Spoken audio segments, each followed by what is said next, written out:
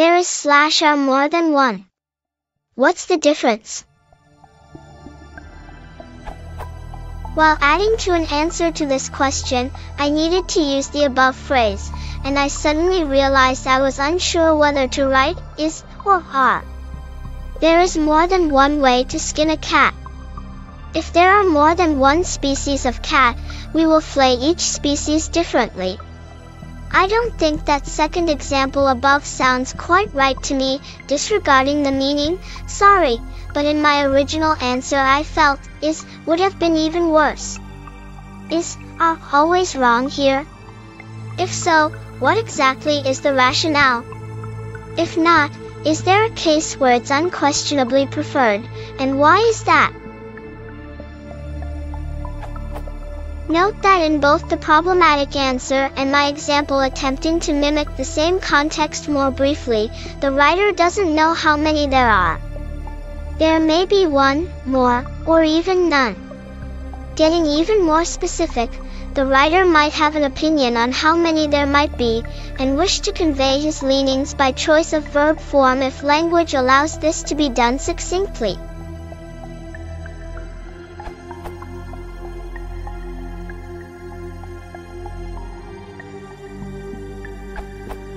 This question is more complex than it may appear.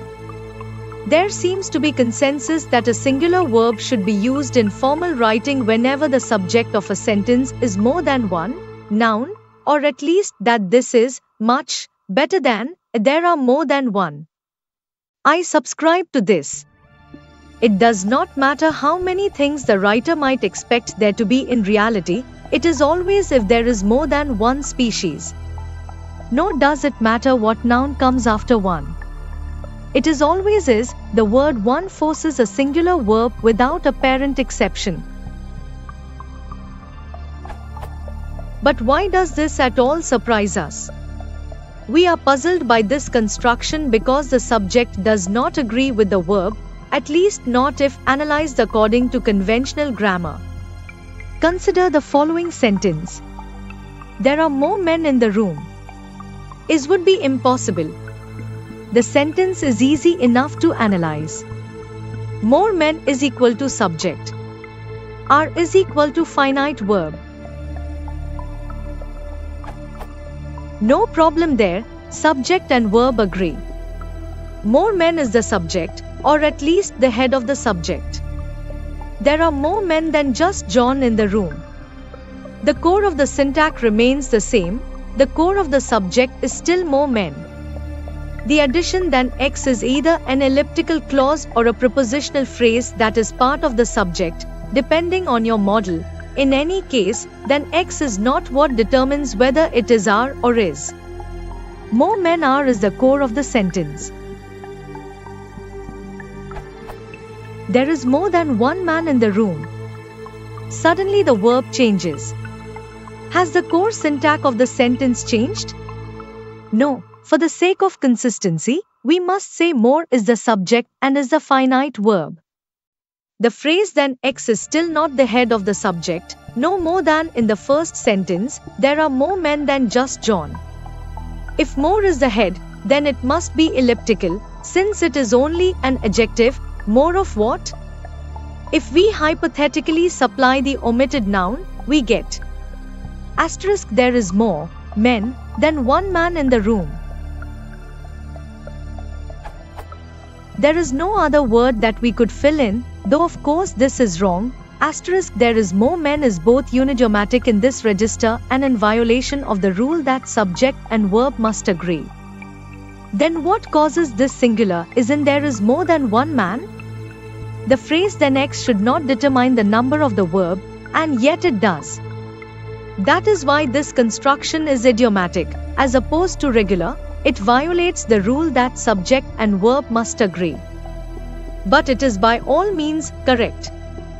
That is what idiom is, a widely accepted phrase that violates the regularity of our language.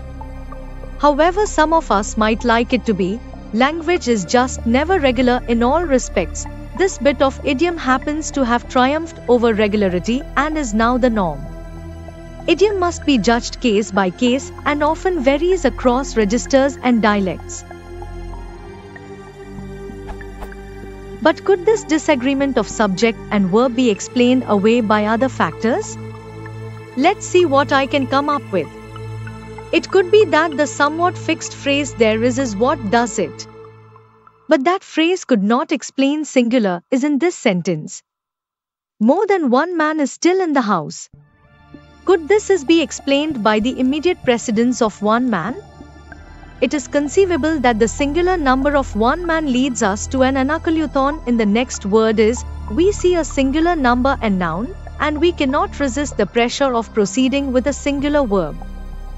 But then this phenomenon should not occur if the verb came before the subject.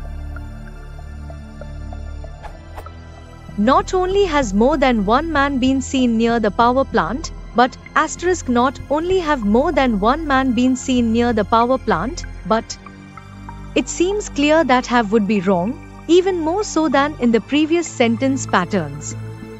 So whether the verb comes before or after doesn't matter. How can this oddity of disagreement be explained?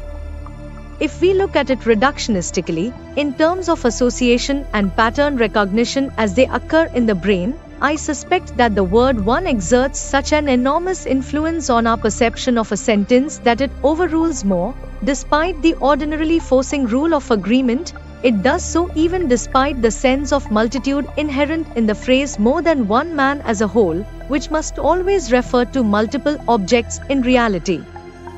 When we write one man, we have the image of one man at an irresistibly prominent place in our working memory. Other, somewhat similar idioms exist, so I don't believe this to be a unique situation.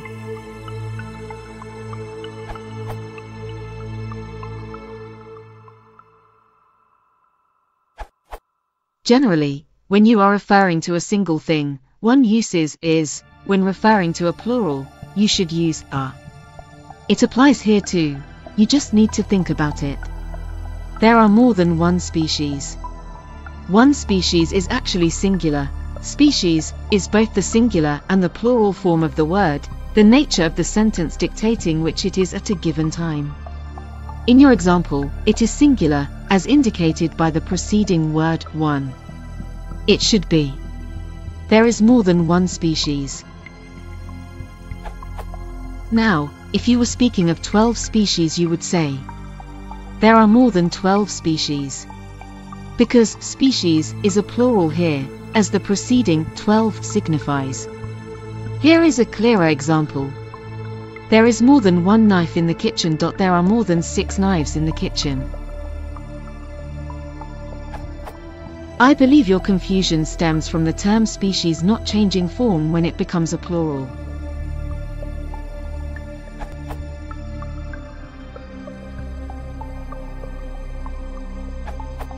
The American Heritage Book of English Usage states, when a noun phrase contains more than one and a singular noun, the verb is normally singular. So your intuition is pretty good.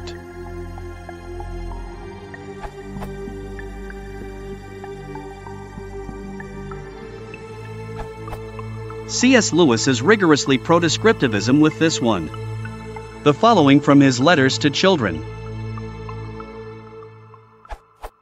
About am and I, aren't I, and am I not? Of course there are no right or wrong answers about language in the sense in which there are right and wrong answers in arithmetic.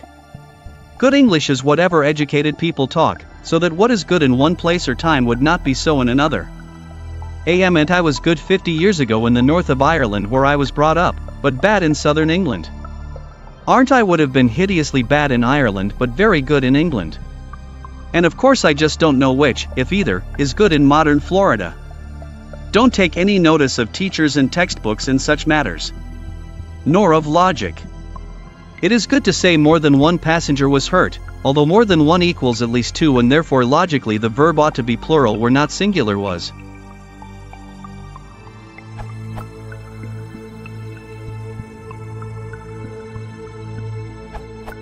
I'm going to put this one up as an answer, though as op I won't be able to accept it. It might sound a little archaic, but I'd settle for If there be more than one, which you might like better as should there be more than one.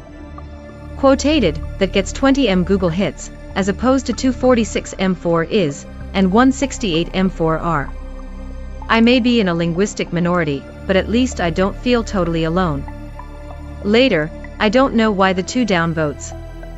This chart may show B isn't, or at least wasn't, perhaps as unusual as some may think.